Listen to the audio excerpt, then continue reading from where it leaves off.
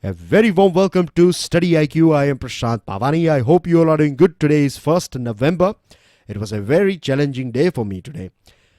I was out of electricity. All my battery backup and everything went dry. So I was not able to record this lecture and deliver it to you on time. So, first of all, I do apologize for this thing. But I would like to add here that the situation was completely out of my control. So now let's talk about something good, something positive, right? Something sort of good news for you guys is that a flat 60% off is available on our pen drive and tablet courses. This is going to last till 10th November. So make the most out of it. It's big Diwali sale that is going on. If you have any question or queries regarding it, feel free and give us a call on the numbers that you can see on your screen. Visit studyiq.com to find out more about it. The first editorial we have, it's called Ending Impunity.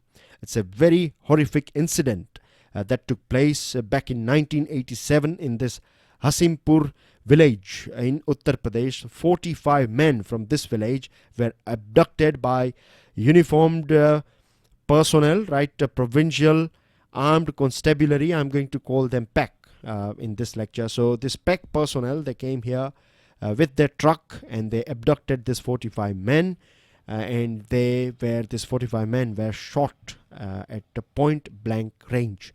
38 died. 22 bodies are still missing. Luckily, 5 men survived.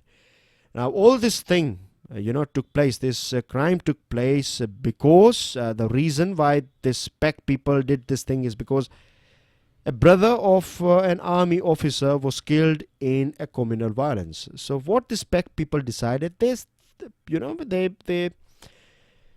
decided that they are going to take a revenge, and what they did is they shot innocent people of this Hasimpura village. This is a mass murder.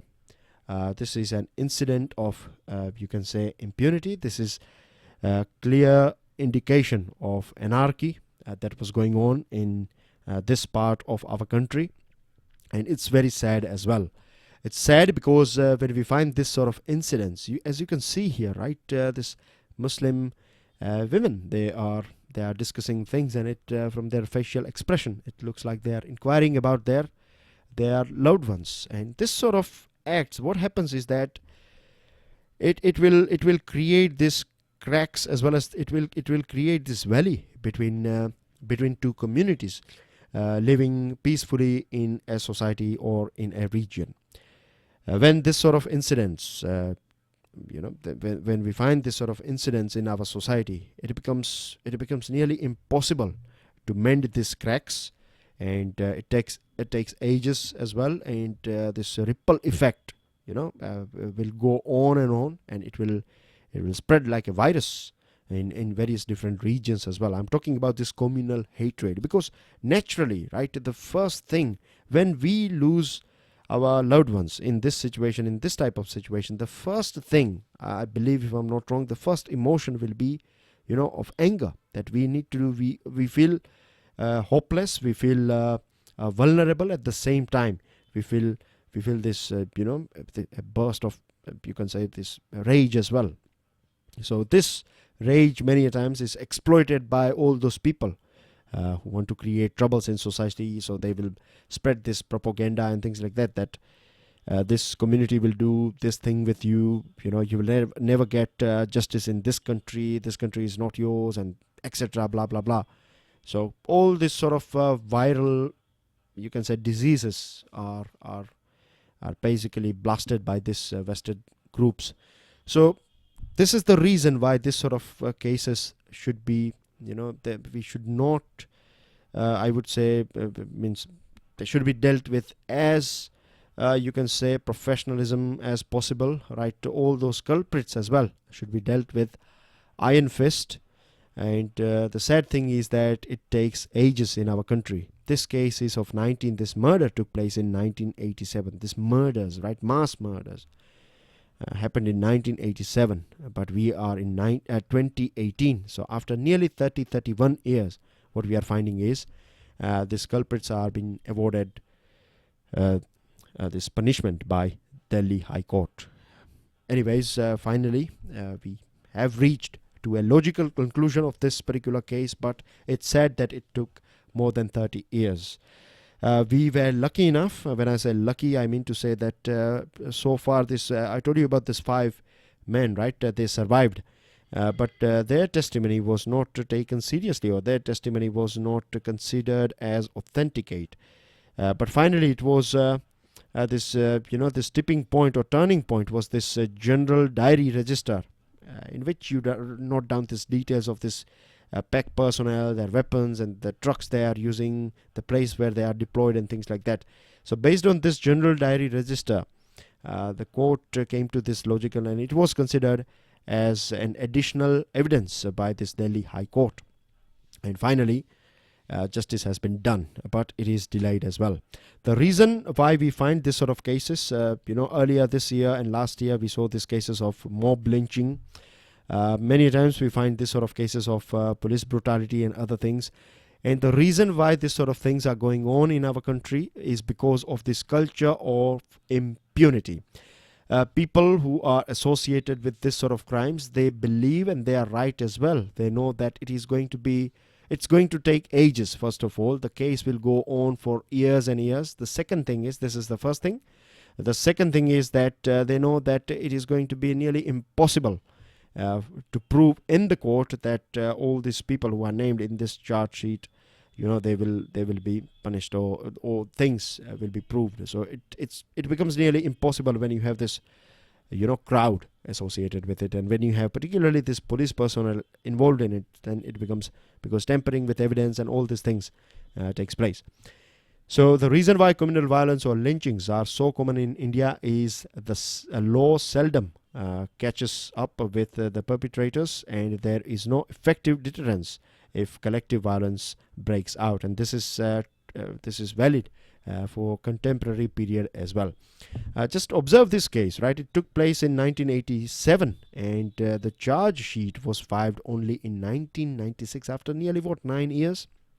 And it was luckily Supreme Court intervened in this matter, and this case was transferred out of Uttar Pradesh, and it was shifted to Delhi. And after this shift, it took nearly 9 years for the trial to take place.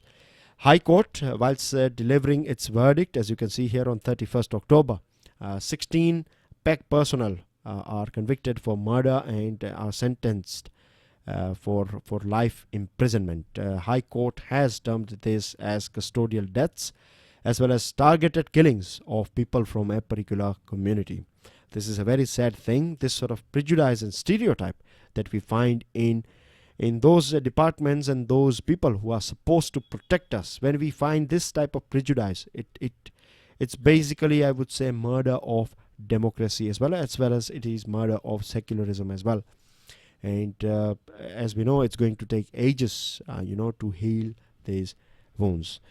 So that's everything in this editorial. Now the second one that we have is very interesting. I have clubbed both this one, Age of Bolsonaro, and then you have this Mapping Brazil's Far Right Shift. The person that you can see on your screen, right? Let me zoom it up for you guys. This man here, his name is Bolsonaro, and he is going to be the next new president of Brazil. Now, why we are discussing this thing, why this particular thing is important for us? Because an extreme far right wave is going on in different parts of the world. One of the main reasons why Mr. Trump is president of USA is because of this extreme far right wave. Brexit is another example. Luckily, France was saved by the victory of Emmanuel Macron, or else the candidate that was against, or contesting a candidate. I think it was Le Pen or something. The name of the party was Le Pen or something. I don't remember. It's a matter of like 1.5 or 2 years ago.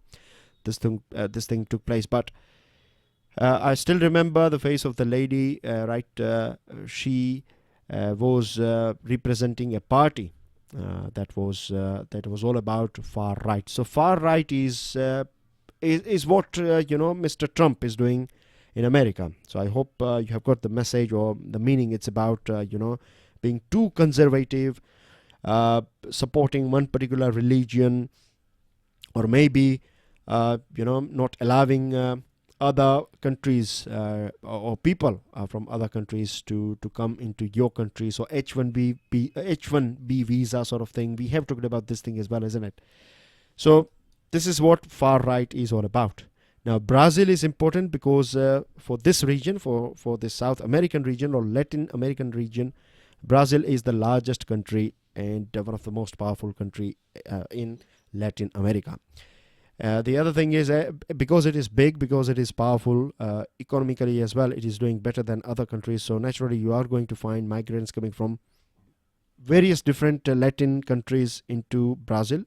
But now, when you have this far right leader who is going to rule the country, for I don't know how long, so it's going to create problems in Latin American countries as well.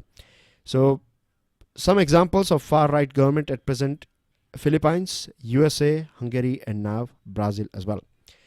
Now the thing is, the problem with Bolsonaro is that he is happy about this military dictatorship. He's terming this as good old days. From 1964 to 1985, Brazil was ruled by dictatorship. Military dictatorship was running the show in Brazil, and the new president is, a president of a democratic nation, is a bit happy about this phase, and he's talking about that we need to have something, a touch of those era in contemporary period. He won election based on three pillars, right? First one is beef, the second one is Bible, and the third one is bullet. Now, before discussing this three terminology or these three things, let me clarify. Beef has nothing to do with cow killing, right? It's something else.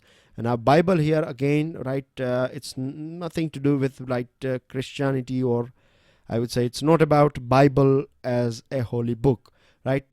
Here, this three terminologies are used by the writer of this article. So when he is talking about beef, he is talking about primary sector of economy. Primary sector includes all those all those items or those industries that are directly dealing with natural resources like agriculture, livestock, mining, energy, logging. So that is this chopping trees and forest and furniture sort of thing. So beef is this commercial sector. Now why this particular thing played a very important role is because Brazil has 1.6 billion acre of Amazon rainforest, as we all know, right? Now, Amazon rainforest is considered as lungs of the world. Very important rainforest for biodiversity, for the whole world. Now, this man here, the new president, is talking about allowing, removing this regulation and allowing all this Canada, Switzerland, USA, Australia, all these countries as well as their companies to exploit this Amazon rainforest. So it's not just about Brazil, or it's not just about this country. It's about the whole world, because climate change is something that is it's not going to discriminate between Indians and Brazilians, isn't it? It's going to hunt us all down together. And then when we talk about Bible, then he is talking about or promoting very harsh social policies like getting rid of abortion, and gender inequality will be something that will be more visible. So women in Brazil, they are going to face some issue. When he's talking about bullet, he's talking about giving extraordinary, you can say, impunity or powers to military, particularly police, right? So that they can use unnecessary force against the poor people. Like middle class of Brazil has supported this man because they believe or they think that all those crimes that are going on in Brazil, it's the poor people who are conducting all these crimes. But the reality is that most of this murders or most of the deaths of this sort of violence is taking place against poor people. But now the government is supporting more extra power, or is in effect supporting police to conduct more violence against the poor people. So it's going to destroy the society as well, particularly poor people. Now, Mr. Trump is very much happy about this victory of Bolsonaro, because he is expressing the same view. He's on the same page when it comes to this far right wing, or this wave. They had a telephonic conversation between them.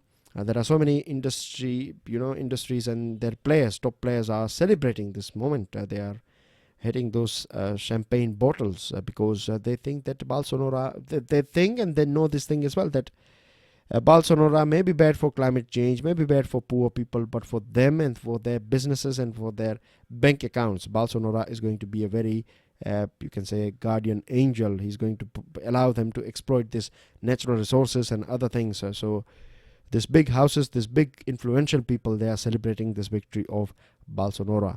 Brazil is going to return to this puppet position, right? It's again going to become puppet of USA, and this is a serious blow against global multipolarity, because Brazil is going to, it may step out of this BRICS. BRICS stands for B for Brazil, R for Russia, I for India, C for China, and S for South Africa. So it's a very important group of developing nations, and Brazil may step out of this thing. So it's a sort of risk as well for it's going to create a little bit of problem for India as well. So that's everything. I hope things are clear to you about these two items here. Right now, before we talk about this support for lives on the move, I would like to talk about this one. This one is not important for your examination. It's this one is a political article. You can say it's about politics of Brazil and its impact on India and world. In that context, this one is important. But this article is talking about various different parties of our country, right? So if you have I will recommend you guys to have a quick glance over it, right? Just update yourself what's going on. Apart from that, you don't have to spend that much time after this article. Don't require that much time after this one as well, because you know what strategic autonomy is all about, right? Strategic autonomy means that we can and we should keep a good relationship with the USA. At the same time, we should develop and maintain our relationship with Russia and China too. So rather than taking sides, it's better that we stay independent, and that's what we are doing. We have signed this S-400 defense missile system agreement with Russia as well. So we have indicated that when it comes to our sovereignty, when it comes to our strategic autonomy, we are going to be independent. So this article is about a book that is about to get released, or it has released, I guess. So it's about this book, right? And in this book, you get this article, you get this gist of this book, what it is all about. So quick glance, yes, for examination, not that important. But this one is very important article, support for lives on the move. It's about migrants, right? Domestic as well as international migrants, or internal and external migrants. Externals are, you can say, international migrants, and domestic or internal are those people who move from one village to another. Now you have two things here. You have one push factor and one pull factor. So push factor, let me throw some light on this thing, because this is coming from the basic theory of migration, or types of migration, or the reasons behind, not types, but reasons behind migration. So push factor is, you are doing agriculture, you are associated with farming, and you are not making that much money out of it. It's not enough for your survival, for yours and your family's survival. So you will think about something else, isn't it? You will think to step out of this poverty, and you will think about, so this is a push factor for you to migrate from your village to a city area to find a job. So that's this conditions of this farming or agriculture created this situation for you. Then you have this pull factor. Pull factor is, say for example, if you have finished your engineering or something, and then you're looking for a job, so you find that in Bengaluru you find there are some good prospects in Bengaluru, so you will naturally visit Bangalore or shift in Bengaluru or Bangalore, isn't it? So this is a pull factor. So I hope this basic things, two drivers, one is push and one is pull. So this two are factors. A push one is generally negative. Push one is not all the time positive, but it's a bit of positive thing. Now, what is happening in our country? Modern formal urban sector, right? Even today we have 68%, roughly speaking, 68% of our population is still living in rural area, right? So and maximum amount of people are living in rural area. So naturally, when they are heading towards an urban area, not all of them, all these rural workers will find job, and even if they find it, it's not going to be formal. Formal jobs are for those people who are educated and skilled and things like that. Rest of them, they have to go through all this hardship. And now what we are finding is we have this urban informal as well.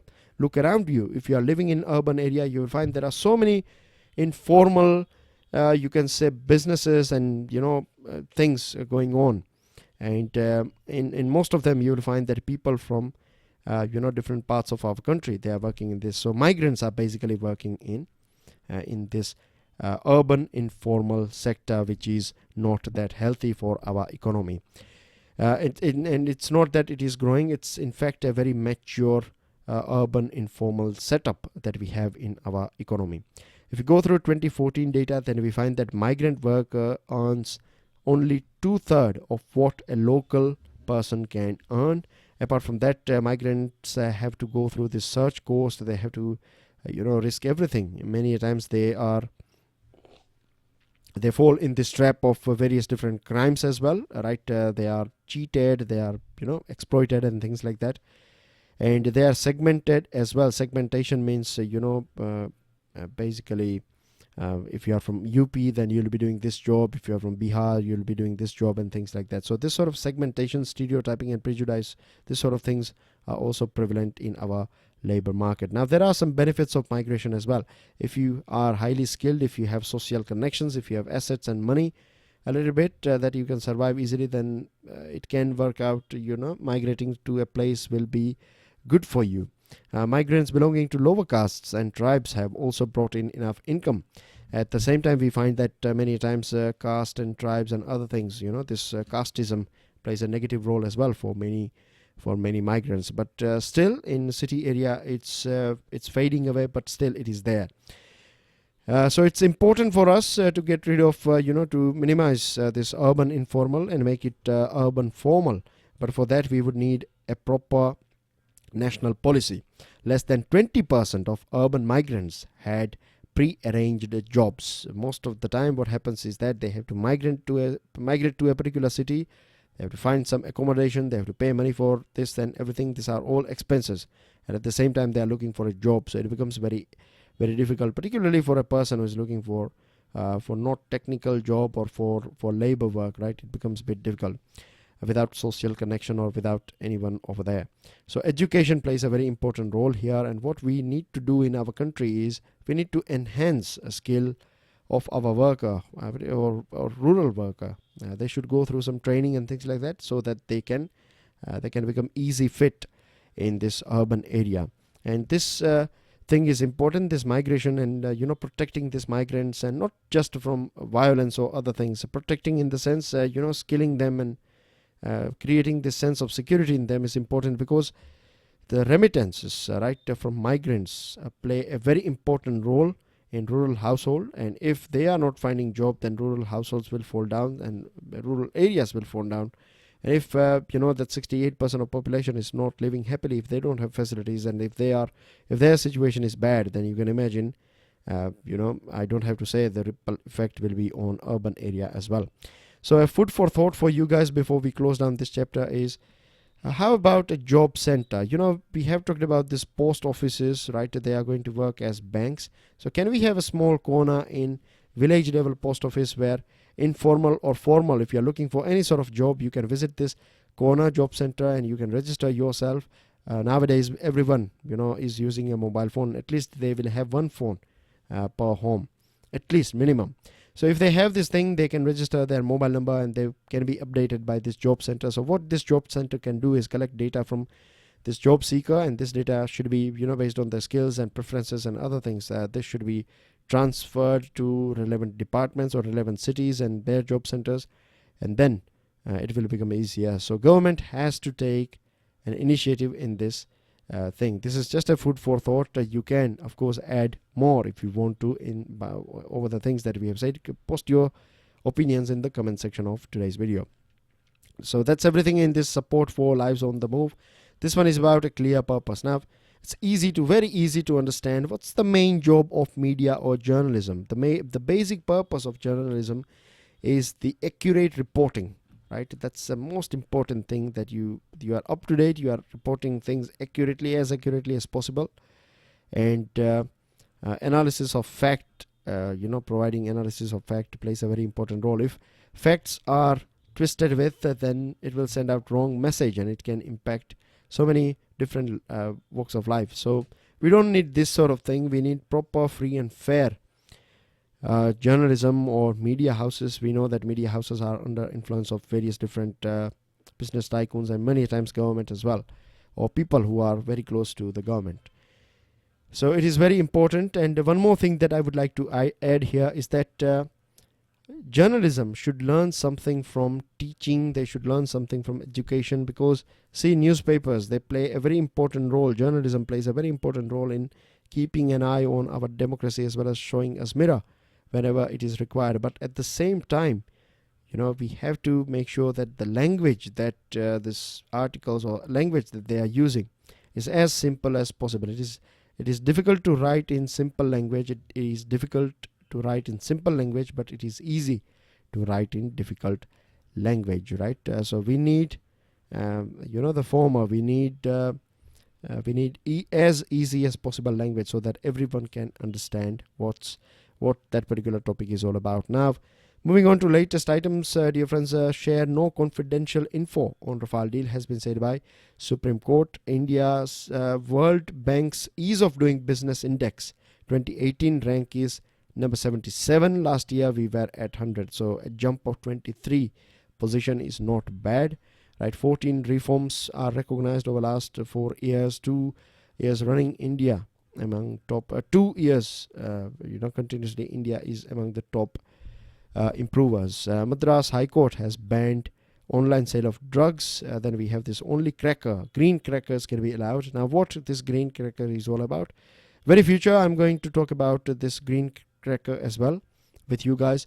Bihar ex-minister in hiding has been said or told to Supreme Court. Supreme Court is not happy with this thing at all. Supreme Court has said that how can a cabinet minister is on the run and you cannot trace it. So that's a bit a sort of nefarious, you can say, or a sort of immunity that is basically tried by police, or government is trying to provide immunity to these absconders. An unanimous decision on Supreme Court Collegium. In Collegium you have 5 members. One is CJI, and then you have 4 senior most Supreme Court judges, right? So total 5 judges, and they are the ones they will decide which High Court judge will be transferred where, and which particular judge should be elevated to High Court. Next slide is about pursuing files. So CVC and the chief of CVC's Chief Vigilance Commissioner has said that so far they haven't interrogated any person, but they are going to do it as soon as possible. Crises are still bad in Sri Lanka because of this political crisis that is going on. Khashoggi was strangled and dismembered. This was said by Turkish chief prosecutor. Now we know that this tussle is going on between this RBI and the government of India. So the main bone of contention here, or the reason, is Section 7.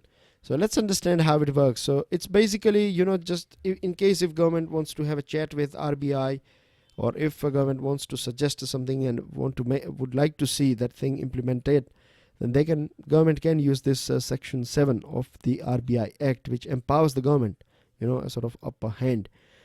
Since its creation, that was in 1934, till then and till now, we haven't used this, or this Section 7, this discussion thing that I told you. So if government wants to have a chat, then it will give a list, and then government will have a word with the RBI. If they agree, that's fine. If they don't agree, then RBI will be suggested by the government to take some necessary steps. So after ages, it was set up in 1934, and today for the first time this Section 7 is used. So that's a bit of this itself indicates that both are against each other, or things are not that sweet. It's a little bit of bitterness is quite visible between RBI and government of India. some vocabs for you guys. Now the quiz of the day for you is about this continent, South America. You know, we were talking about Brazil, so I don't want to hide, but let me make it clear it for you. Can you give me the name of those countries from where you find 0 degree tropic of equator passing from this South American portion?